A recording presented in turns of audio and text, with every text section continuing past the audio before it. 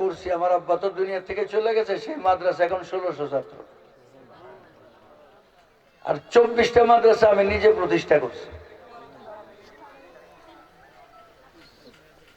আমার গফরগাঁয়ের ভাইয়েরা, এই ইশাআতুল কোরআন মাদ্রাসা করতে কি, পড়াইতে কি এরকম রিস্ক নিতে হয়?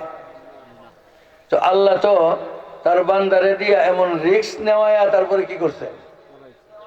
কোরআনকে হেফাজত করছে, করেন নাই? এটা কে করছেন বলেন? এই মোহতামিম সাহেব যে বললেন, এই যে মোহতামিম সাহেব বললেন, আমি তো বলছি আমি বয়ান করব না, ধারণাটা দেব।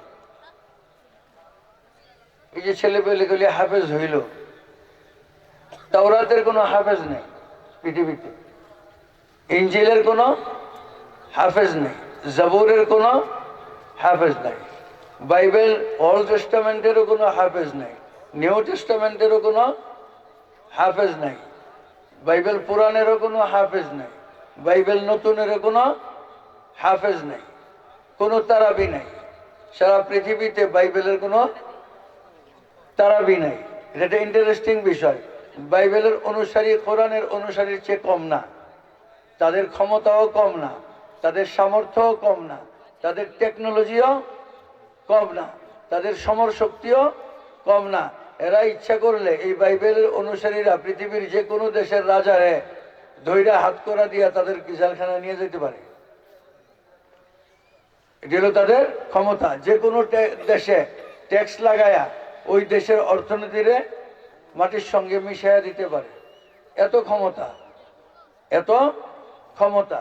এই ক্ষমতার বলে তারা আমাদের মতো গরিব দেশে মিলিয়ন মিলিয়ন ডলার খরচ কইরা আমাদের সরল মনা হতদরিদ্র মানুষকে চকলেট দিয়া, একটু প্রসূতিরে একটু নার্সিং দিয়া, একটু সামান্য বইপত্র দিয়া খ্রিস্টান বানাইতেছে, তাই না? আমরা তো বলি যে এত খরচ করার দরকার কি? তারাবি লাগাই দেন না বাইবেলের, বাইবেলের তারাবি লাগাই দেন, তারাবি সুরে সুরেই তো মানুষ খ্রিস্টান হইব। কিন্তু তাদের ক্ষমতা নাই, তাদের কি নাই? ক্ষমতা নাই। কেন ক্ষমতা নাই? আল্লাহ ইন্না নাহনু নাযালনা যিকরা ওয়া ইন্না লাহু লাহাফিজুন, এটা কোরআনের ব্যাপারে বলছে, তাওরাতের ব্যাপারে বলে নাই। তাওরাতের ব্যাপারে বলছে ইশতারুনা বিআয়াতিল্লাহি সামানান কালিলা, এরা 2-4 পয়সার বিনিময়ে তাওরাতের হুকুম বিক্রি করত, আদেশ পরিবর্তন করে দিত, আয়াত পরিবর্তন করে দিত। আর আমাদের কোরআনের ব্যাপারে আল্লাহ বলছেন যে কোরআনটা এরা মুখস্থ করলো, লা ইয়াতিহিল বাতিলু মিন বাইনি ইয়াদাইহি ওয়ালা মিন খালফি, এর আগের থেকেও কোনো বাতিল আক্রমণ করে এটাকে নড়চড় করতে পারবেন না, পিছন থেকেও না। তানজিলুম মিন হাকিমিন হামিদ, আল্লাহর পক্ষ থেকে, যিনি, যে আল্লাহ হাকিম, যে আল্লাহ প্রশংসিত, সে আল্লাহর পক্ষ থেকে এটা নাজিল। বাল হুয়া কুরআনুম মাজিদ ফি লাওহিম মাহফুজ, এটা ছিল লৌহে মাহফুজে, সেখান থেকে মুতাইন সাম্মা আমিন, যেই জিবরাইল আনছেন তিনি আমানতদার। তিনি কি? আমানতদার, আমানতের খেয়ানত করেন না। যে রসুলের কাছে আসছে সেই রসুল আমিন, যে রসুলের কাছে আসছে সেই রসুল কি? আমিন। এই রসুল কোরআন কাদের কাছে রেখে গেছেন? বলেন, কাদের কাছে রেখে গেছেন? উম্মতের কাছে না? মাশাআল্লাহ, সুন্দর জবাব। রসুল যে চলে গেলেন, কোরআনটা কার কাছে রেখে গেছেন? উম্মতের কাছে। এই উম্মতের কি উপাধি? এই উম্মতের কি কাজ? এটা বোঝার জন্য তাওরাত মুসা আলাইহিস সালাম তার উম্মতের কাছে রেখে গেছিলেন, ইনজিল ঈসা আলাইহিস সালাম তার উম্মতের কাছে রেখে গেছিলেন। কিন্তু উম্মত না আহাল ছিল। উম্মত কি ছিল? অযোগ্য উম্মত ছিল। এই উম্মত তাওরাত ইনজিলকে সংরক্ষিত করতে পারে নাই।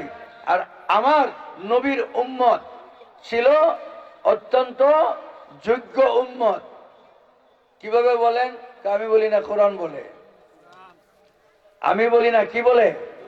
কোরআন বলে, কুনতুম খায়রা উম্মাতিন উখরিজাত লিন-নাস, তোমরা হইলা সর্বশ্রেষ্ঠ উম্মত। কারণ হইল তোমরা কিয়ামত পর্যন্ত কোরআন এবং শরীয়তকে হেফাজতের জিম্মাদারি নিবা। তাওরাতের উম্মতরা যেটা করে নাই, ইনজিলের উম্মতরা যেটা করে নাই। আল্লাহ বলে ওয়াকাযালিকা জাআলনাকুম উম্মাতান ওয়াসাতা লিতাকুনু শুহাদা আলান নাস, তোমাদেরকে আল্লাহ পাক একটা মিয়ানা রবি উম্মত বানাইছেন, মধ্যপন্থী উম্মত বানাইছেন, যাতে করে তোমরা সারা উম্মতের বিরুদ্ধে সাক্ষী দিতে পারো নবীর পক্ষে। তাহলে উম্মতের উপাধি পাইছেননি কোরআনে, পাইছেননি কোরআনে। এই জন্য যখন সহজভাবে উম্মত কোরআন হেফাজত করে, যখন কঠিন তখন মাটির নিচে এই উম্মত কোরআনকে কি করে? হেফাজত করে। এই জন্য আম্মা বিনিআমাতি রাব্বিকা ফাহাদ্দিস, ও গফরগাঁওবাসী, যে নিয়ামত আপনাকে আমাকে আল্লাহ দিয়েছেন সেটা বারবার উল্লেখ করা দরকার। লা ইন শাকারতুম লা আযীদান্নাকুম, লা ইন শাকারতুম লা আযীদান্নাকুম। তোমাদেরকে আল্লাহ নিয়ামত দিয়েছে, সেই নিয়ামতের শুকরিয়া আদায় করো, আল্লাহ নিয়ামত বাড়ায়া দিব। ওয়ালা ইন কাফারতুম ইন্না আযাবি লাশাদীদ, যদি না শুকরি করো তাহলে কিন্তু আমার ধরা বড় কঠিন।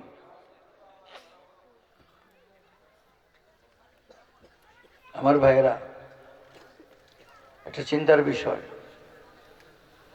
এই যে আমাদের পাশে মিয়ানমার ছিল না, বার্মা, রোহিঙ্গারা আসলো না কিনা? রোহিঙ্গারা যে এলাকার থেকে আসছে ওই এলাকাটা 22,000 বর্গ কিলোমিটার জায়গা। কতটুকু? রাখাইন রাজ্য 22,000 বর্গ কিলোমিটার জায়গা বিস্তৃত, 100% মুসলমানের এরিয়া।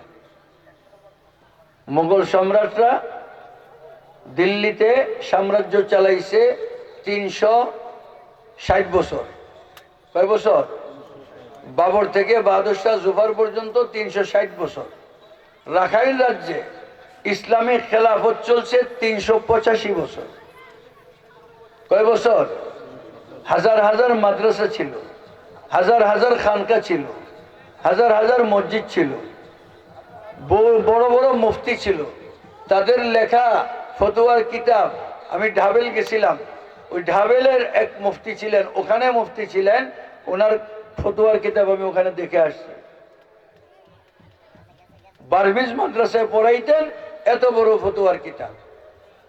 এখন ওইখানে একটা মক্তব নাই, একজন মুসলমান নাই, একজন মুসলমান নাই, মুসলমানের কোনো আবাসন নাই। এরা লক্ষ লক্ষে আরেক দেশে এসে রাষ্ট্রহীন নাগরিক, রাষ্ট্রহীন নাগরিক। ও বাংলাদেশের মুসলমানরা, এই কোরআনের পিছে লাগিয়ে থাকো, এই কোরআন হেফাজতের কামে লেগে থাকো, তাহলে এই কোরআন তোমারে হেফাজত করব। কারণ আল্লাহ কইছে না, ইন্না নাহনু নাযালনা যিকরা ওয়া ইন্না লাহু লাহাফিজুন, বলছে কি না? বলেন।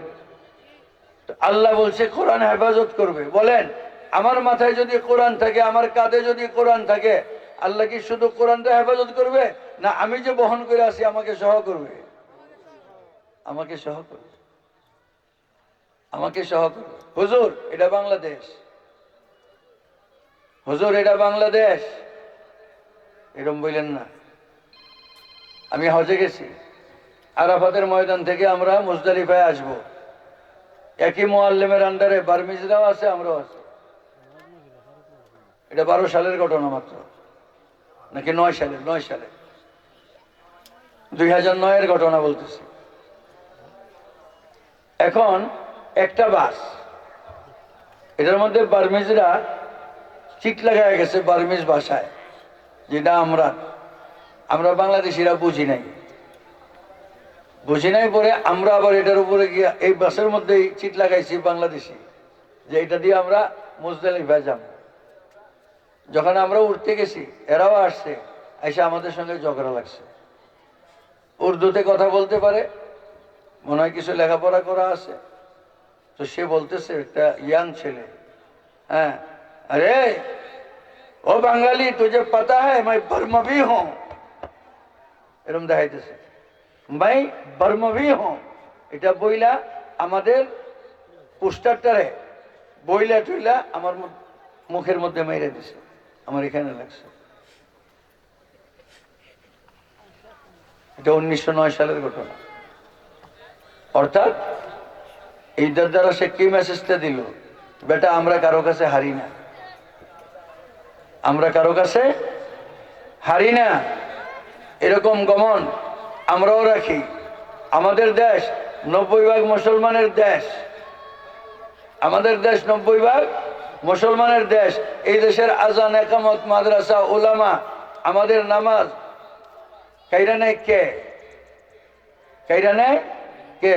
আমাদের এটা 55,000 বর্গ মাইল, 85,000 বর্গ কিলোমিটারের এরিয়া। এর চেয়ে 10 গুণ এরিয়া ছিল স্পেনে।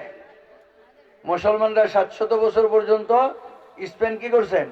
শাসন করছে।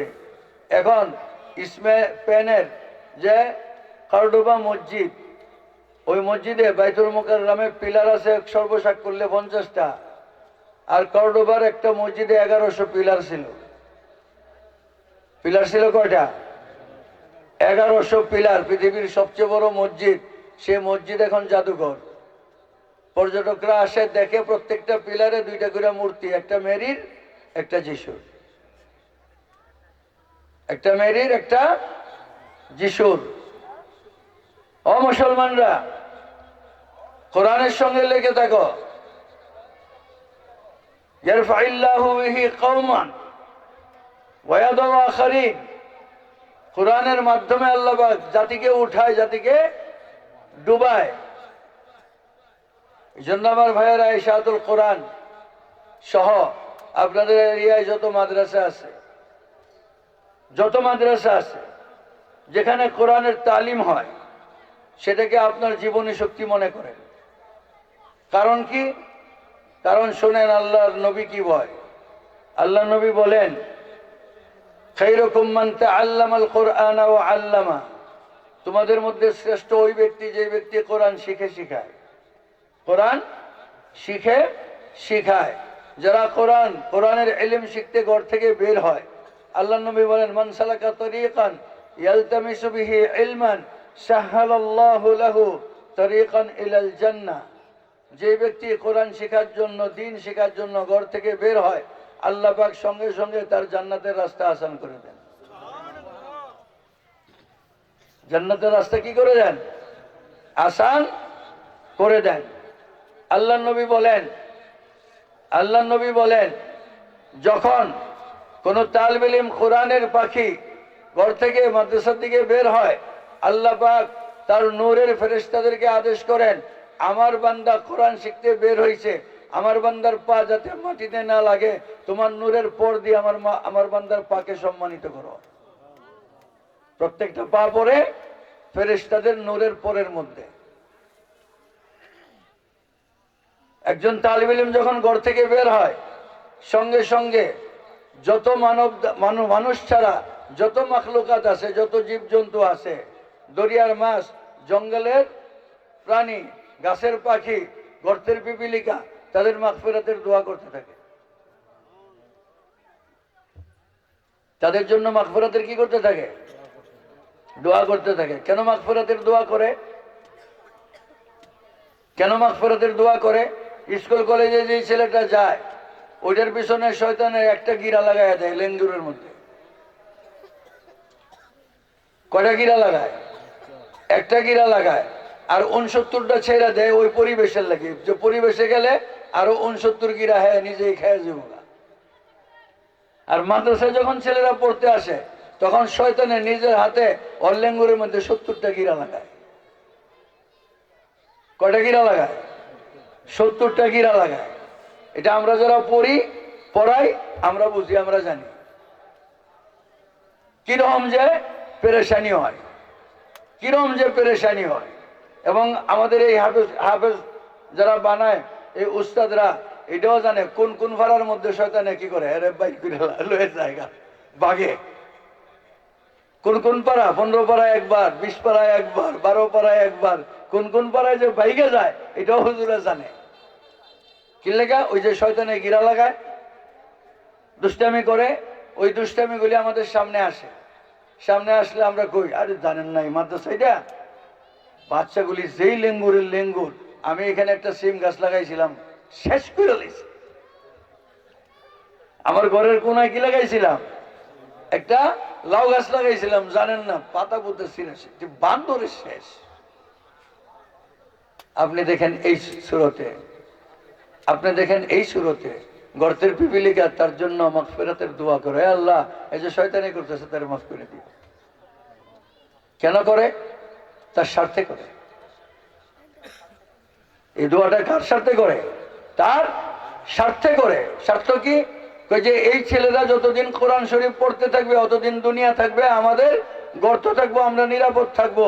যেদিন এই ছেলেদের কোরআন পড়া বন্ধ হয়ে যাবে, ইমানি কাজ বন্ধ হয়ে যাবে, আমলি কাজ বন্ধ হয়ে যাবে, আল্লাহ আল্লাহ ধনী পৃথিবীতে আর থাকবে না, তখন আল্লাহ বলবেন এই দুনিয়া আমি আর রাখবো না। ছেলে দুনিয়াতে টিকে আছে কার জন্য? আমরা মনে করি যে আমরা চান্দা সুন্দা দিয়া, আমরা সাহায্য করিয়া এই হুজুরকে খাওয়াই না, বিষয়টা উল্টা। এরার কারণে আমরা খাই। বলেন আলহামদুলিল্লাহ। কেমনে? দলিল নেন, দলিল নেন। দুই সাহাবী ছিলেন, দুই ভাই। এক ভাই নবীর দরবারে খালি ইলম শিক্ষার জন্য বসে থাকতেন, আরেক ভাই খেজুর বাগানে কাজ করতেন, একান্নভুক্ত পরিবার, খেজুর বাগানের শ্রমিক ভাই। আয়েশা রাসূলকে বিচার দিলেন, ইয়া রাসূলুল্লাহ, একান্নভুক্ত পরিবার, হে খালি পরে আমার বাসায় জাগির থাকে সমান সমান, আর আমি সারাদিন খেতে খাইতে মরি। আপনি একটা ইনসাফ করে দেন। কি ইনসাফ? একদিন ওই খেতে আমি আপনার দরবারে, আর আরেকদিন আমি খেতে ওই আপনার দরবারে। এটা তো একটা ইনসাফের কথাই ছিল। রাসূল এটা করেন নাই। রাসূল এটা করেন নাই। কেন করেন নাই? যার কাজ তারে সাজে, অন্য গেলে দ্বন্দ্ব বাজে।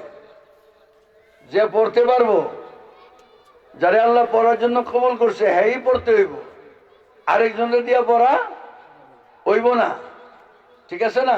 শেষ রাতের থেকে উঠে এই ছেলেগুলো উস্তাদের লগে লগে উঠে, ওজুখানায় বসে জমতে থাকে, উস্তাদ কানে দইরা তারপরে কি করে, এই বেটা উজু করে ভিতরে ঢোকায়, শীতে ঠিকঠিক করতে থাকে। উস্তাদ কয়, এ বেটা চাদর নাই? না হুজুর চাদর আনি নাই। খেতা আসেনি? হ্যাঁ আছে, খেতা গায়ে দে। এইভাবে নার্সিং করে। জিজ্ঞেস করেন উস্তাদদেরকে, জিজ্ঞেস করেন। পেশাব করে দেয়, ছোট বাচ্চা তো, আপনাকে কষ্ট দেয় না। উস্তাদ নিজে তাকে নিয়ে এটাকে সৎকার করে, তারপরে তিলে তিলে তিলে তিলে এই হেফজখানার হুজুররা জানেন সবকটা শেষ রাত্রে শুনতে হয়। ফজরের পরে শুনলে এই সবক কাঁচা হয়ে যায়। নতুন সবক শেষ রাত্রে শুনতে হয়। সূরা ফাতিহা থেকে সূরা নাস পর্যন্ত 30 পারা হাফেজ একটা ছেলে, এই 30 পারার সবকটাই এক পৃষ্ঠা করে শেষ রাত্রে উস্তাদকে শোনায়। বাংলাদেশে এমন কোন শিক্ষা প্রতিষ্ঠান নাই যে উস্তাদের ডিউটি, শিক্ষকের ডিউটি শেষ রাত্রের থেকে শুরু হয়, রাত্রে 10টা পর্যন্ত অব্যাহত থাকে। কোনো টিউশন ফি নেই, কোনো কোচিং নাই। একমাত্র আমাদের কওমি মাদ্রাসা এই সিস্টেম, একমাত্র কওমি মাদ্রাসা এই সিস্টেম। এরপরে আমরা হাফেজ বানাই, শুধু হাফেজ বানাই না, সারা পৃথিবীর সঙ্গে চ্যালেঞ্জ দিয়া আমার বাংলাদেশকে সবসময় আমরা মাথা উঁচা রাখি। আজকে 30 বছর থেকে পৃথিবীর বড় বড় প্রতিযোগিতার সমস্ত প্রাইজ কোথায় আসে? বড় বড় প্রাইজ কোথায় আসে? বাংলাদেশে। এটা আমাদের উস্তাদদের অবদান।